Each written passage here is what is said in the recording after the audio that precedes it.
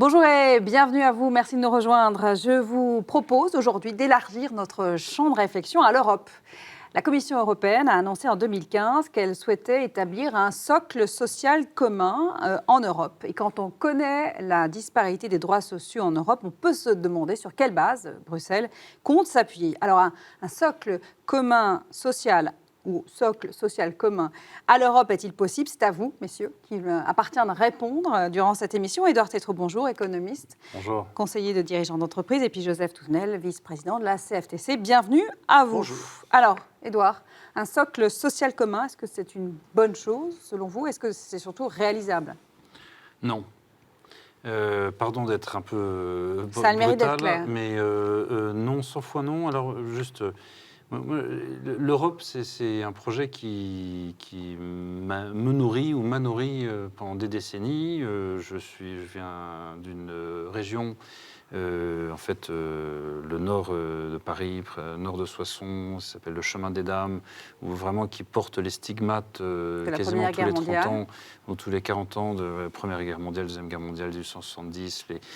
Voilà, c'est une vraie frontière. L'Europe est fragile. On voit aujourd'hui l'Europe se désagréger sous nos yeux. Le Brexit, je ne sais pas combien de temps durera l'euro. J'espère qu'il durera le plus longtemps possible, mais il est permis d'avoir des doutes. Ce que l'on voit, c'est qu'on voit que l'idée géniale de Jean Monnet, qui était le pragmatique Jean Monnet, qui c'est-à-dire commençons par la communauté économique du charbon et de l'acier, et puis petit à petit, par capillarité, on arrivera à faire une véritable union politique pleine et entière. On y arrivera.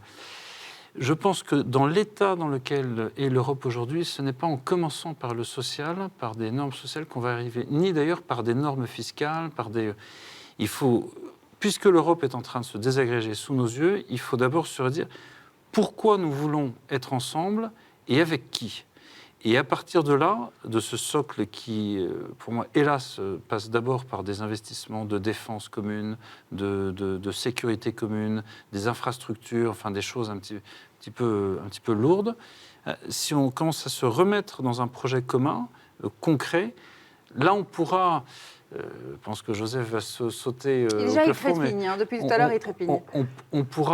On pourra affiner. Mais en revanche, si on commence à dire aux Européens, chers amis, on a une solution, on va vous mettre tous les mêmes aux normes sociales, fiscales, etc. Vous avez 28 mécontents autour de la table, vous avez 28 personnes qui veulent sortir.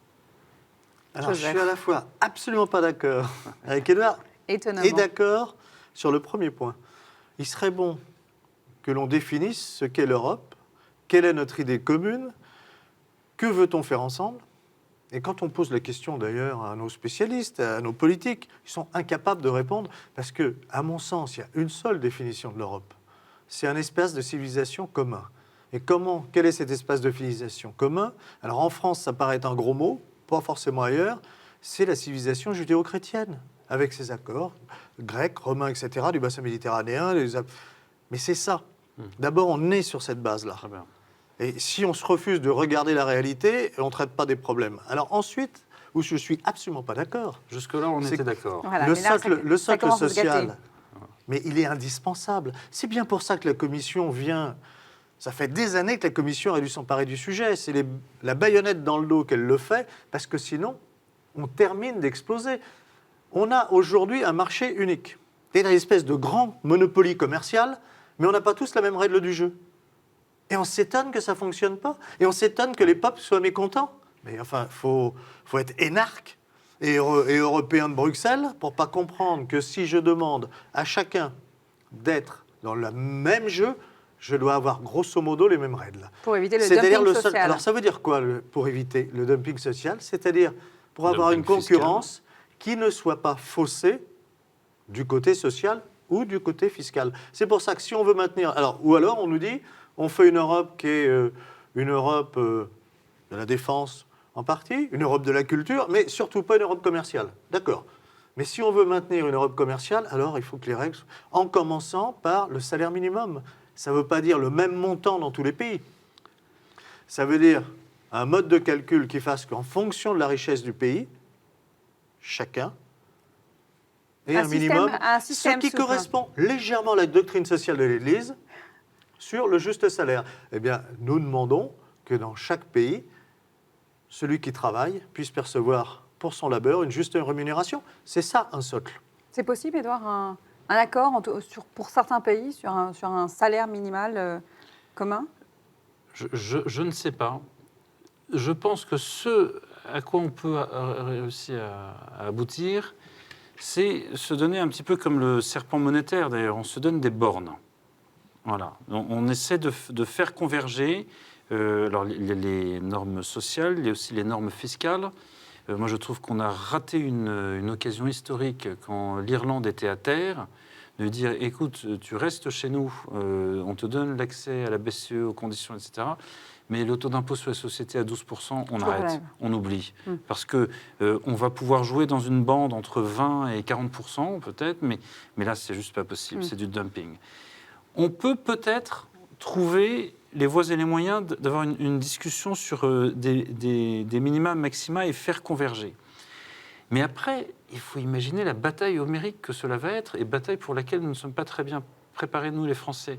Parce qu'il y a un pays qui va dire, écoutez, moi j'ai 6% de chômeurs, la croissance ça va, j'ai même moins que 6% de chômeurs, j'embauche, et d'ailleurs j'ai une pénurie, et je suis capable d'absorber 1 million de migrants sur mon territoire.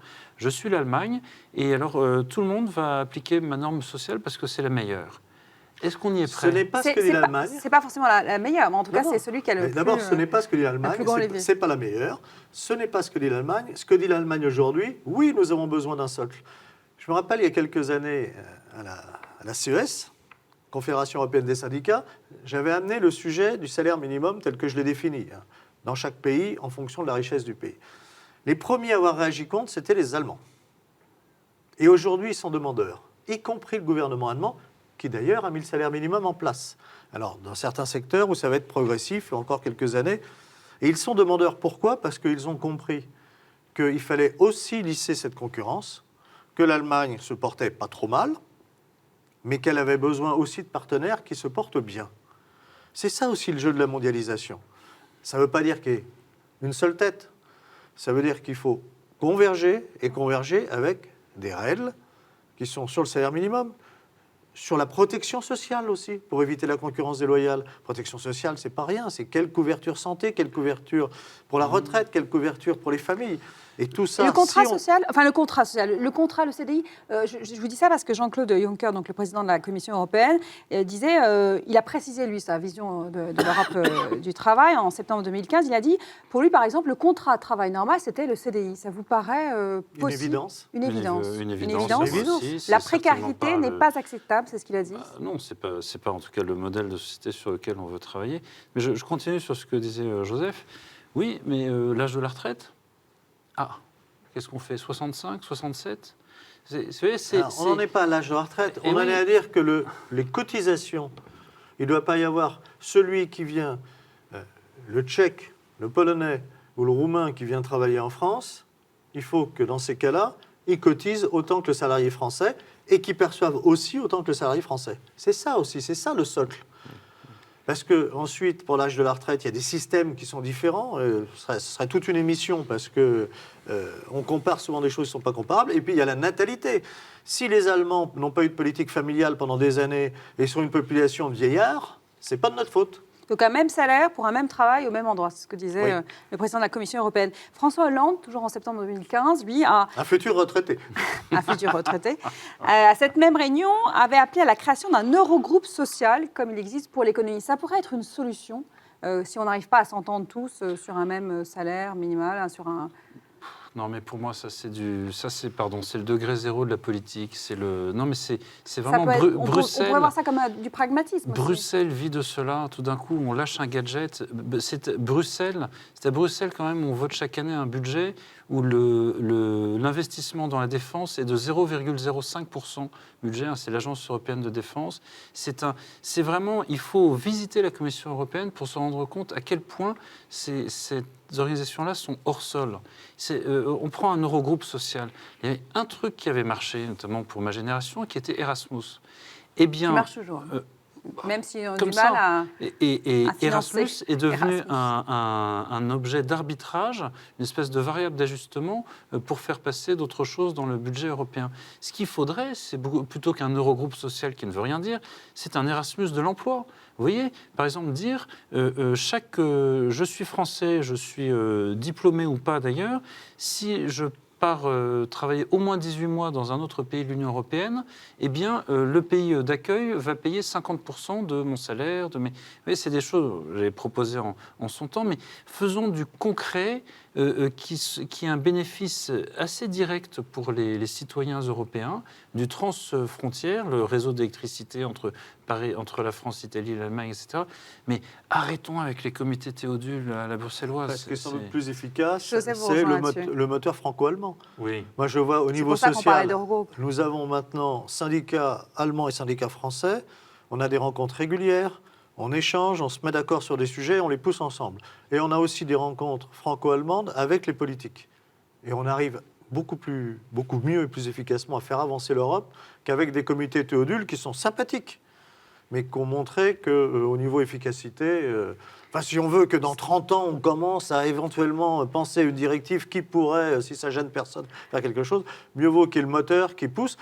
La consultation a été lancée en mars dernier. Pour vous, alors j'avais posé la question à Édouard, mais je peux vous la poser à vous aussi. C'est réaliste? Si la France et l'Allemagne s'attellent à ce socle social commun, pour vous, c'est possible, une Europe sociale? Ça fait avancer les choses parce qu'ils ne sont pas tout seuls. On a chacun aussi nos alliés. Il y a un intérêt bien compris. Il ne faut pas croire que les Roumains sont désintéressés.